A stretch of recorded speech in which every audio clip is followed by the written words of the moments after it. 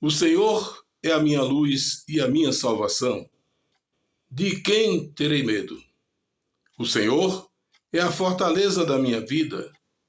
A quem temerei? Quando malfeitores me sobrevêm para me destruir, meus opressores e inimigos, eles é que tropeçam e caem. Ainda que o exército se acampe contra mim, não se atemorizará o meu coração. E se estourar contra mim a guerra, ainda assim terei confiança. Senhor, o Senhor é a luz que ilumina os nossos caminhos. É a força que nos encoraja para seguirmos firmes na fé. Nós cremos na sua onisciência, na sua onipotência, na sua onipresença. Nós cremos na sua divindade, na sua santidade, na sua soberania e no seu poder. Cremos que somente o Senhor é capaz de nos guardar, nos proteger e nos abençoar. Cremos que somente o Senhor é digno de receber toda honra, toda glória, todo louvor e toda adoração. Senhor, continue na direção deste programa, para o bem de todos que o fazem e o que o assistem. Que assim seja. Começa agora o programa 100% Gospel, aqui pela sua TV NMnet, o canal do sucesso, o canal da família. Aqui na apresentação, Adalberto Pereira. Na coordenação, supervisão e seleção de imagem, Nilton Moura. A vocês, muito obrigado pela preciosa audiência. E lembre-se, abaixo de Deus, você é o grande responsável pela nossa audiência.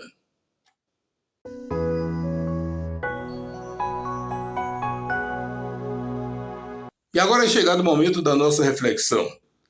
Hoje falaremos sobre o tema A Missão Não Cumprida. Para isso, faremos a leitura do texto básico no livro do profeta Ezequiel, capítulo 34, versículos 2 a 6. Diz assim a palavra do Senhor.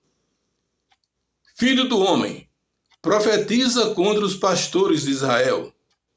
Profetiza e dize-lhes: assim diz o Senhor Deus: ai dos pastores de Israel, que se apacentam a si mesmos. Não apacentarão os pastores as ovelhas? Comeis a gordura, vestis-vos da lã e degolais o cevado, mas não apacentais as ovelhas. A fraca não fortalecestes, a doente não curastes, a quebrada não ligastes, a desgarrada não tornastes a trazer, e a perdida não buscastes, mas dominais sobre elas com rigor e dureza. Assim se espalharam, por não haver pastor, e se tornaram pasto para todas as feras do campo. As minhas ovelhas andam desgarradas por todos os montes e por todo elevado outeiro. As minhas ovelhas andam espalhadas por toda a terra, sem haver quem as procure ou quem as busquem. O texto nos mostra claramente a insatisfação de Deus diante da negligência dos pastores de Israel.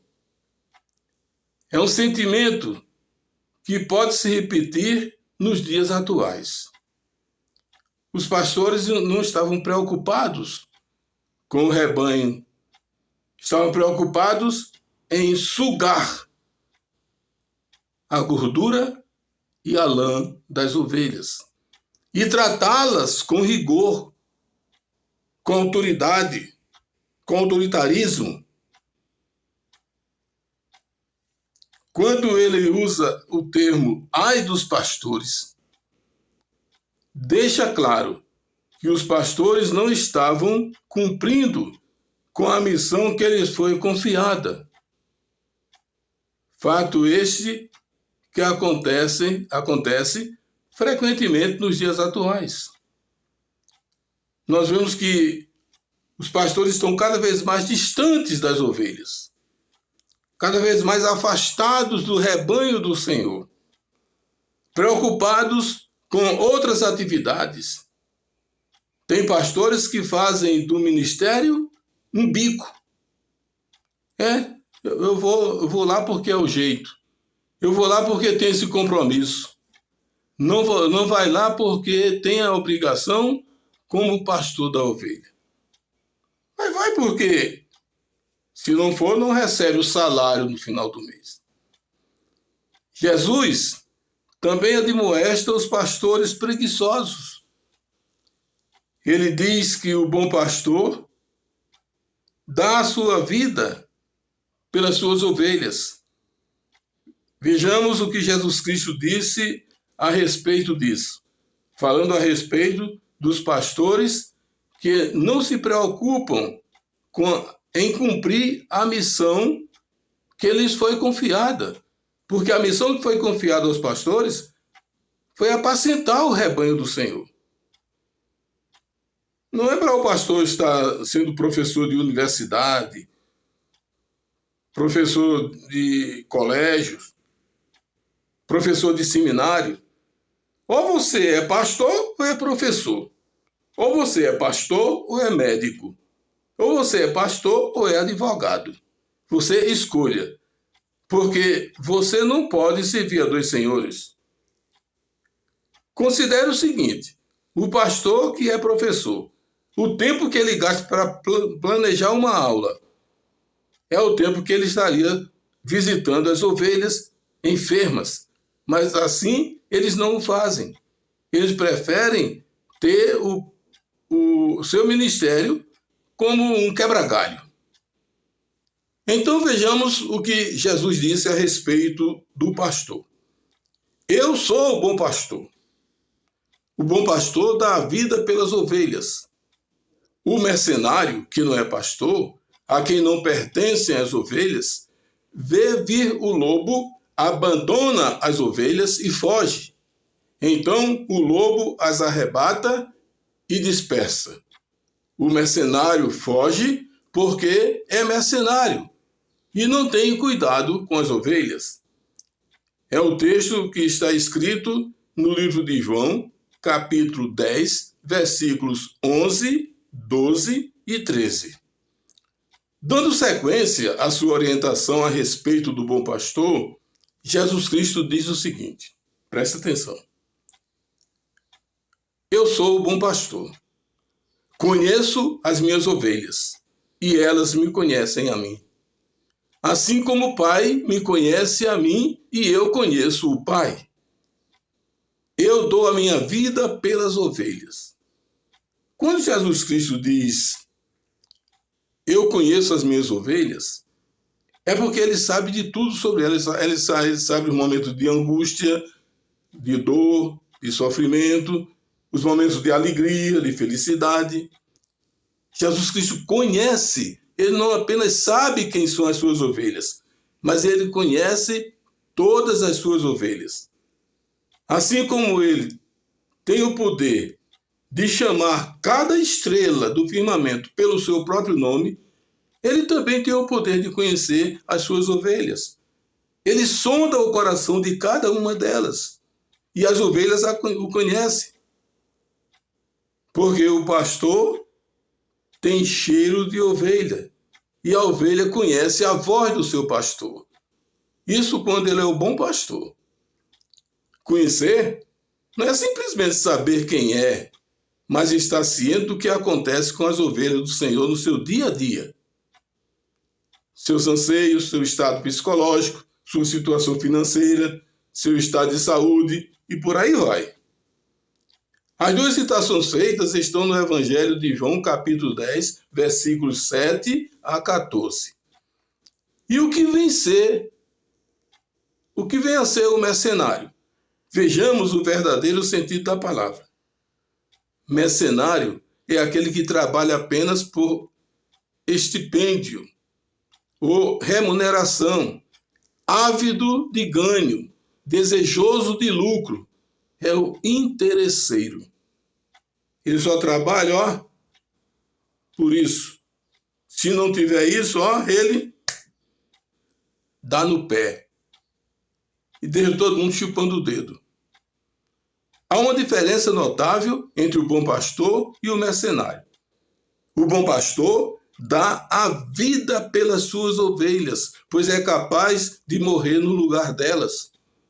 Já o mercenário quer tirar proveito, quer lucro. E o seu interesse sempre está nas vantagens que terá cuidando daquelas ovelhas. O profeta Ezequiel recebe de Deus a missão de alertar os maus pastores quanto à necessidade de cuidarem bem de suas ovelhas. Aí alguém pode dizer assim, mas o pastor precisa também dar assistência à família. Sim, claro. Quando ele está dando assistência à família, faz parte das ovelhas. A própria família do pastor faz parte das ovelhas, faz parte do rebanho. Então, assim como ele cuida da família, cuida também das ovelhas, do seu rebanho. Entendeu como é? E outra coisa, quando o pastor se compromete a seguir o caminho do Senhor, a cumprir, a receber essa missão, ele tem que cumprir essa missão. Minha mãe já dizia, quem não pode com o pote não pega na rodilha. Então, se o cara vê que não pode ser um bom pastor, desista. Dê lugar para quem tem aquela vontade, aquele dom, aquela tendência para cuidar das ovelhas e do rebanho do Senhor. Se a mensagem é dirigida aos pastores de Israel, como muitos costumam dizer, ela tem também o objetivo de alertar os pastores de hoje quanto à sua missão de cuidar bem do rebanho do Senhor. Não há o que discutir. Isso é lógico, é evidente. Deus diz ainda aos maus pastores através do profeta Ezequiel. Está lá em Ezequiel 34, 8 a 10. Tão certo como eu vivo, diz o Senhor Deus, visto que as minhas ovelhas foram entregues à rapina e se tornaram pasto para todas as feras do campo, por não haver pastor, e que meus pastores não procuram as minhas ovelhas, pois se apacentam a si mesmo e não apacentam as minhas ovelhas, portanto, ó pastores, ouvi a palavra do Senhor. Assim diz o Senhor Deus, eis que eu estou contra os pastores e deles demandarei as minhas ovelhas, porei termos no seu pastoreio e não se apacentarão mais a si mesmos. Livrarei as minhas ovelhas de sua boca, ou da sua boca, para que já não lhes sirvam de pasto. Está vendo o que é que Deus está dizendo? Ele vai tomar as ovelhas dele das mãos desses maus pastores. E esses pastores não vão apacentar a si mesmos. Já que não querem apacentar as ovelhas de Deus, também Deus vai tomar as ovelhas de suas mãos, das suas rédeas, e vai acabar a boquinha deles. Porque tem pastor que pensa que Deus está dormindo, não está vendo. A negligência, a sonolência, a indiferença com que os pastores estão tratando as suas ovelhas. Estão cada vez ficando mais distantes delas. Deus se mostra cansado de tolerar tanta sonolência e tanta ociosidade por parte dos pastores. Deus está cansado de tolerar tanta sonolência, tanta ociosidade, tanta indiferença, tanta irresponsabilidade por parte de muitos pastores. É claro que existem pastores que são verdadeiros pastores. Não estão generalizando. Eu conheço bons pastores. Pastores que se preocupam com as ovelhas, que visitam quando elas estão enfermas, que vão atrás delas quando elas faltam ao culto do domingo à noite ou da escola dominical.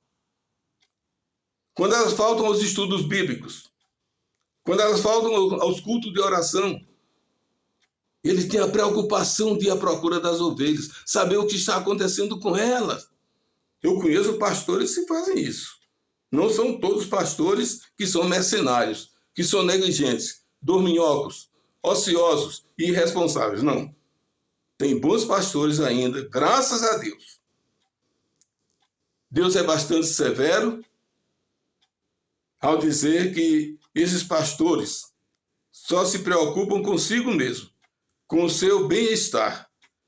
Promete tomar de suas mãos as suas ovelhas. Jesus Cristo, por sua vez, chama esses pastores de mercenários e vai mais além ao dizer que eles não são pastores, mas mercenários que tiram proveitos das suas ovelhas. É muito bom ter a igreja cheia, inchada.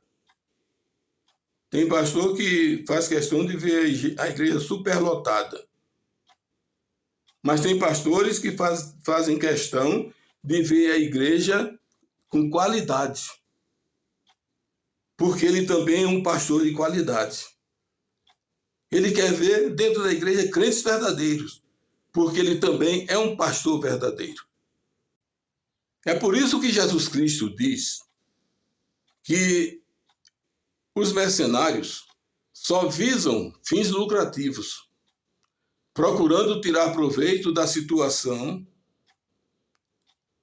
e por isso Jesus ainda os chama de covardes, pois diante dos perigos eles fogem, deixando as ovelhas nas mãos do lobo. O lobo é o diabo, é o inimigo que traga as ovelhas que se dispersam, que fogem do aprisco pastoral porque não encontram aconchego.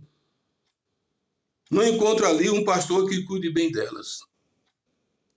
É aí que ele mostra a diferença entre ele, como um bom pastor, e o mercenário, aquele que não cuida do seu rebanho. Queremos fazer algumas observações para esclarecer algo que ainda está meio confuso no meio dos cristãos. Mercenário, como já dissemos, é aquele que é ávido do ganho, desejoso do lucro, interesseiro. Ele quer sempre tirar proveito, quer lucro, e o seu interesse sempre está nas vantagens. Não eram os mercenários os perseguidores de Jesus, como muitos pensam. O próprio Jesus não os via assim. Eles eram criticados por Jesus por não cuidar das ovelhas. Eles eram criticados por Jesus por não cuidar das ovelhas, mas por cuidar de si mesmos. Os perseguidores de Jesus eram os fariseus e os saduceus, além dos escribas que, de igual modo, tentavam colocar Jesus à prova. Mas os mais ferrenhos eram os fariseus e os saduceus. Os fariseus, que significa separados, era um grupo de judeus adeptos de Torá. Criaram as sinagogas. Eram rígidos na observação da lei. Tinham um status diferenciado. Não aceitavam Jesus como o Messias prometido. Jesus os chamava de hipócritas, por desprezarem a justiça, a misericórdia e a fidelidade, e a sua religiosidade. Os saduceus eram um grupo de judeus, um partido político, religioso e econômico. Eram opositores dos fariseus. Eram responsáveis pela manutenção do templo. Não acreditavam na ressurreição e nos anjos. Eram inimigos dos fariseus, mas se juntaram a eles para perseguirem Jesus. Vejam bem, os saduceus não se davam bem com os fariseus, mas para perseguir Jesus, eles se juntavam. Se tornavam amigos para perseguir o Filho de Deus. Os gentios eram todos aqueles que não eram judeus nem israelitas. Não adoravam a Deus, nem obedeciam à lei. Por exemplo, uma judia não se casava com um gentio. Eles eram proibidos de entrar no templo. Só para fazer uma observação, um adendo a tudo isso que nós colocamos até aqui. Porque o nosso objetivo é esse, é mostrar que o bom pastor, ele está sempre juntinho das ovelhas, sentindo as suas alegrias, sentindo os seus prazeres, comungando com ele nos momentos de tristeza e de dor. Esse é o bom pastor. Agora eu pergunto, quem é o seu pastor? É um verdadeiro pastor ou um mercenário?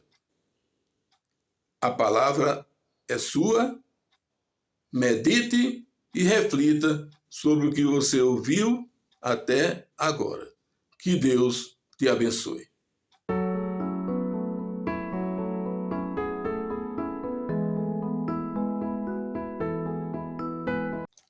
Hoje nós queremos falar um pouco sobre a cidade de Patrocínio, em Minas Gerais. Mandamos aquele abraço especial para todos aqueles que residem nessa bela cidade mineira. Com uma população girando em torno dos 94 mil habitantes, o município de Patrocínio pertence à região intermediária de Patos de Minas. Quem nasce lá é conhecido como patrocinense. A fundação dessa linda cidade data de 7 de abril de 1842. A cidade está a uma distância de 393 quilômetros da capital, Belo Horizonte. Ao leste da cidade pode-se contemplar uma grande região conhecida como Serra Negra. Uns até a chamam de Chapadão de Ferro. Mas tudo começou com a fundação, em 1772, de uma fazenda ordenada pelo Conde de Valadares. O objetivo da fazenda era abastecer os viajantes que passavam por Pitangui, indo de Minas para Goiás. Vale a pena fazermos uma observação. O Conde de Valadares era capitão-general de Minas Gerais e foi ele quem deu ordem para que o capitão Inácio de Oliveira Campos se estabelecesse naquela localidade e ali implantasse uma fazenda de criação e agricultura. Ele foi vítima de uma paralisia, ficando inválido. Sua esposa, Dona Joaquina de Pompeu, ficou na administração da grande fazenda. Vale a pena ressaltar que a região onde está instalada a cidade de Patrocínio era antes habitada pelos índios catiguás, descendentes do povo Catauá, de origem guarani. A cidade é também considerada uma estância hidromineral com grandes atrações históricas, como a Praça Santa Luzia, o Museu Municipal de Patrocínio e o conhecido Cristo Redentor de Patrocínio. Uma curiosidade, a cidade, em 1930, ainda não tinha a figura do prefeito e tudo era decidido por um agente executivo nome dado ao presidente da Câmara de Vereadores, no caso, o capitão Francisco Martins Mundim.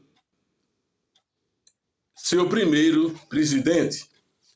Em 29 de fevereiro de 1868, foi criado o município de Patos de Minas. Você sabia que Patos de Minas pertencia a Patrocínio? Pois é verdade. Quem diria, hein? Essa parte da história teve como consequência uma antiga rivalidade entre Patrocínio e Patos de Minas. É que de 1842 até 1868, a cidade de Patos de Minas pertencia ao município de Patrocínio, e por mais que os patenses lutassem, Patrocínio negava a independência de Patos. A luta foi ferrenha e duradoura. Comandados por um membro da família Maciel, os chamados separatistas sitiaram a Câmara de Vereadores. A história registrou um intenso tiroteio, tendo como local o Largo do Rosário, hoje Praça Honorato Borges. Vale a pena lembrar que em 1860 foi criada pelo músico José Marçal Ribeiro a primeira banda de música de Patrocínio. Outra curiosidade: o primeiro cemitério municipal da cidade foi inaugurado em 1862. Hoje, no local, se encontra o Asilo São Vicente de Paulo. Antes, os sepultamentos eram feitos nas proximidades da Capela Nossa Senhora do Patrocínio. Patrocínio é uma cidade que tem uma grande e emocionante história para ser conhecida. A cidade é linda, atraente e aconchegante. Seus habitantes são bastante hospitaleiros. Não deixe de fazer uma visitinha a esta estância hidromineral. E é lá onde reside o nosso querido ouvinte Maurílio Gonçalves, que ele faz um convite especial para conhecer a sua cidade. Ele diz que está de braços abertos para recebê-lo. E ele diz para todos vocês que estão nos ouvindo, nos assistindo: vem conhecer Patrocínio e você ficará encantado. Ele diz o seguinte: se você for uma vez a Patrocínio, nunca vai querer deixar de fazer uma nova visita. Então, para todos os amigos lá de Patrocínio, aquele abraço cordial de toda a equipe do programa 100% Gospel. E a gente aproveita a oportunidade para mandar um abraço também para os nossos amigos que estão sempre conosco. Pastor Arão Lemos Neves, sua esposa, pastora Helenice, o Adelírio Mendes de Freitas, lá em Maurilândia, Goiás, da Assembleia de Deus. Meu amigo e irmão Arthur Rocha e sua esposa, Dona Lourdes, lá no setor leste do Gama, membros da Primeira Igreja Batista do Gama. O Geraldino Neves do Rosário, lá da Assembleia de Deus, em Goiás. Meu amigo Pedro Oliveira Alves e sua esposa Soliandra Alves, na cidade de Patos, na Paraíba, sempre promovendo grandes eventos para a sociedade de Patos e toda a sociedade paraibana. Mariana Rodrigues, na cidade de Catalão, em Goiás. Rosana Garcia, na Igreja Deus é Amor, em Goiânia. A família Holanda, lá em Recife, capital pernambucana. Meu amigo e irmão Eliezer Holanda Filho, Zizo. Sua esposa, Dona Gláucia Holanda. Um abraço para o casal aí, para o filho Darinho e seus filhos, os netos aí do Eliezer, do Zizo. Um abraço para as netas do nosso amigo, a Keila, a Carolina e o Pablo. Também um abraço para a Gláucia Maria, a Yaya, irmã do Zizo, nossa ouvinte também. Essa família sempre promovendo o nosso programa lá na capital pernambucana. Obrigado a vocês todos aí. E um abraço para os recifenses, tá bom? E continue ligados conosco, porque abaixo de Deus, vocês são o resultado, os responsáveis pela nossa audiência. Este é um programa que nos foi dado por Deus para que nós pudéssemos falar um pouco do seu evangelho. Aqui você se sente bem. Aqui não há constrangimento, porque aqui as palavras são sadias. Palavras são abençoadas por Deus. E vale a pena você nos acompanhar nesse programa, tá bom? Muito obrigado antecipadamente pela sua audiência. Tá? Continue conosco que o programa prossegue.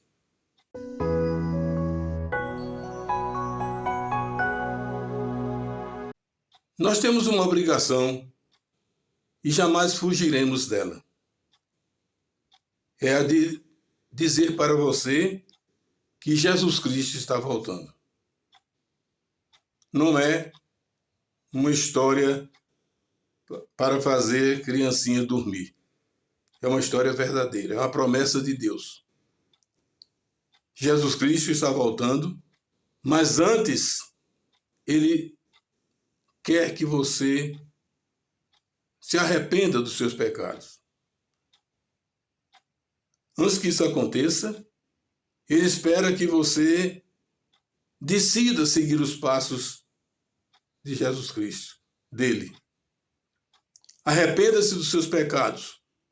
Receba a salvação que Deus, o Pai, nos dá pela graça através do Filho Jesus Cristo. A salvação não é pelas obras, para que ninguém se glorie. Não vem de nós, vem de Deus. A salvação vem pela graça, através de Jesus Cristo, mas só chega até você mediante a sua fé. Porque sem fé é impossível agradar a Deus. Sem fé é impossível alcançar a salvação. Ele continua esperando a sua decisão. Ele quer saber qual o caminho que você pretende seguir. Se é o caminho estreito, que leva à salvação, ou se é o caminho largo, que leva à perdição. A escolha é sua. Deus não imprensa você na parede. Tem que ser salvo, tem que ser salvo. Não. Tem que seguir ao meu filho. Não, ele não faz isso. Ele coloca diante de você os prós e os contras. Ele mostra a você o que é que o caminho estreito oferece. Da mesma forma que ele coloca diante de você o que o caminho largo oferece. O caminho estreito lhe oferece uma vida eterna com ele, com os salvos. O caminho largo lhe oferece uma vida eterna com o diabo e seus seguidores. O Deus da tua salvação, ele é único. Ele tem vida, é verdadeiro, ele é divino, é santo, é soberano, é poderoso. É onisciente, onipresente e onipotente. Só ele sabe da tua vida. Só ele pode sondar o teu coração. E mais ninguém. Ele tem sentimentos. E se entristece com a morte do ímpio. Porque ele mesmo diz, eu não fico feliz com a morte do ímpio. Antes, o meu desejo é que eles se arrependam dos seus maus caminhos e sejam salvos. Ele não precisa ser conduzido nos ombros, nas costas de ninguém.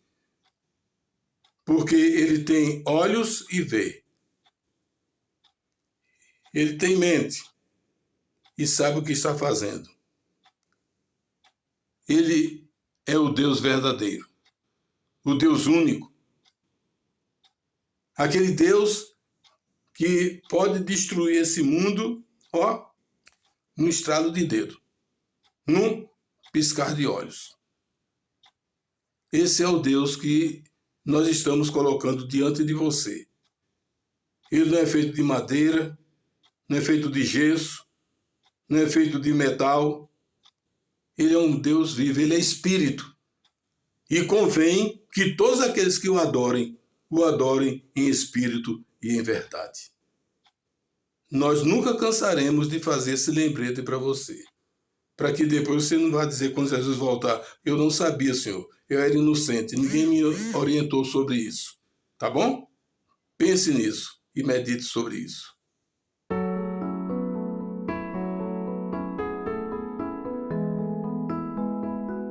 Uma palavra de confiança e fé para você.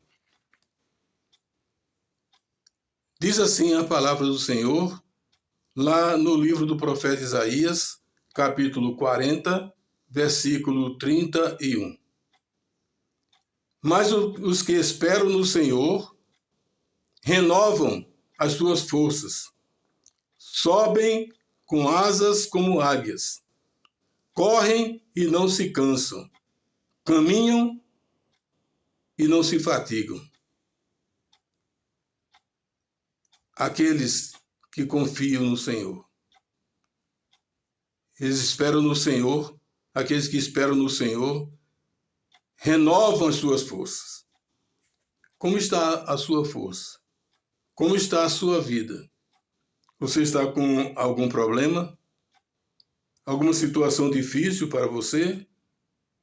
Converse com Deus, porque só Ele pode renovar suas forças. Se você está num momento de fraqueza, de angústia, de depressão, está com estresse, converse com Deus. Não coloque sua cabeça nos ombros de quem tem o mesmo problema seus. Entregue seus problemas nas mãos do Senhor. Apesar dele já saber quais são os seus problemas. Ele é onisciente, ele já sabe de tudo, mas ele quer que você confesse a ele com sua própria boca, com seus próprios lábios. Diga para Deus quais são os seus problemas. Se é um problema financeiro, se é um problema de saúde, se é um problema de relacionamento, você não está se relacionando bem com a família, com os vizinhos, com os amigos, com os colegas de trabalho, com os irmãos da sua igreja, não se desespere. Procure falar com Deus. Só Ele pode solucionar os seus e os meus problemas. Eu tenho problemas também. E quando os problemas se agravam, eu corro para o meu quarto, fecho a porta e de joelhos eu clamo ao Senhor. Eu choro diante do Senhor. Eu imploro, eu suplico a Ele. E Ele muitas vezes tem me atendido. Às vezes não. Às vezes Ele diz, deixa para depois. Espere. Tenha paciência. E eu sempre sou perseverante. Eu sempre espero no Senhor, porque nele eu confio. Às vezes Ele diz não. E eu dou graças, dou glória ao Senhor por isso. Porque o não de Deus é o bem para a minha vida e para a sua vida. Então, não fique enfraquecido na fé. Se você pedir a Deus e Ele disser não, é para o seu bem. Se Ele disser espere, é para provar a sua fidelidade e a sua confiança nele. E se Ele atender na hora, parabéns para você. Você é um privilegiado, porque Deus é assim. Ele diz sim, não e espere. E outra coisa, não canse em esperar, porque o tempo de Deus nem é o meu tempo, nem é o seu tempo. É o tempo dele. Ele dá quando quiser, como quiser e a quem quiser. Entendeu o recado? Então pense nisso e seja feliz. Se você tem algum trabalho para apresentar, manda uma mensagem de texto para o Nilton. Você pode fazer uma gravação aí na sua casa, no seu quarto, na sala, onde você quiser, ao ar livre. Você pode fazer uma gravação aí, mandar o vídeo para a gente aqui, você cantando, louvando ao Senhor, recitando uma poesia. Você pode mandar um vídeo do coral da sua igreja. Pode mandar um vídeo de um irmão seu tocando um instrumento, uma gaita, um saxofone, um violino, um acordeon, qualquer instrumento. Manda para a gente. O mundo precisa conhecer o seu talento. E nós estamos de braços abertos para receber os seus trabalhos, tá bom? Faz uma mensagenzinha de texto para o Newton. Newton é uma pessoa excelente, né? Tudo que você mandar para ele, ele olha com carinho, ele analisa com muito cuidado. E estamos prontos para atender a sua solicitação. E também estamos prontos para ouvir suas sugestões. Mande suas opiniões a respeito do nosso programa, tá bom? E nós aqui vamos mandar um abraço também para a Maria do Rosário Silva, lá na cidade de Olímpia, em Minas Gerais. Para a Yolanda Oliveira, lá no Ceará, na cidade de Crateús. Maria das Dores, em Lagoinhas, Belo Horizonte. Elizabeth Oliveira, da Assembleia de Deus, Fé e Esperança, em Maurilândia, Goiás. Lourdes Costa, em Cuiabá. Maurílio Gonçalves, na cidade de Patrocínio, a cidade que está sendo homenageada hoje no nosso programa. Meus amigos lá de Marcolândia, o Oswaldo Costa, Paulo César Rodrigues e seu irmão Osés Rodrigues, Pastor Salvador e Pastor Galeno, Dona Valdeni e seu Isaquinha, um abraço para vocês todos. Aí um abraço para o Roque, para a Dona Hilda, esposa do Oswaldo Costa. Um abraço aí para o Antônio Carlos, para o Petrônio, para o Zequinha. Gente boa aí de Marcolândia, aquele abraço. Para a Leandra Rocha, na cidade de São Sebastião, na Espanha. Getúlio Moraes e toda a sua família, na Igreja Deus é Amor, em Juazeiro da Bahia. Cidade maravilhosa. Vai, visita Juazeiro, que é sensacional. João Paulo, na Assembleia de Deus, em Fortaleza. Maria das Dores, na Assembleia de Deus, no Rio de Janeiro. Luciana Feitosa, na Igreja Universal de Manaus, lá no Amazonas. O pastor Valdemir Souza e sua esposa Luziete, na Assembleia de Deus, em Betânia, no Piauí. Um abraço para as irmãs Cildani Medeiros e Silene Medeiros, lá na capital paraibana, João Pessoa. Cidade linda e maravilhosa, tá bom? Um abraço para todos vocês. Continuem ligados no programa. E volto a dizer, abaixo de Deus, vocês são a razão do nosso sucesso. Tá certo? Um abraço para todos. Mas o que é bom dura pouco. Nosso programa termina por aqui. Um abraço a todos, que Deus abençoe a todos vocês. Que Ele continue iluminando os seus caminhos, fortalecendo os seus passos e derramando preciosas bênçãos sobre o seu lar e sobre a sua família. Se Deus quiser, se Ele nos permitir, estaremos de volta com o próximo programa 100% Gospel. Que a graça do Senhor Jesus Cristo e o amor de Deus e a comunhão do Espírito Santo sejam com todos. 2 Coríntios 13:13. Tchau, gente! Aquele abraço e até o próximo programa, se o Senhor nos permitir.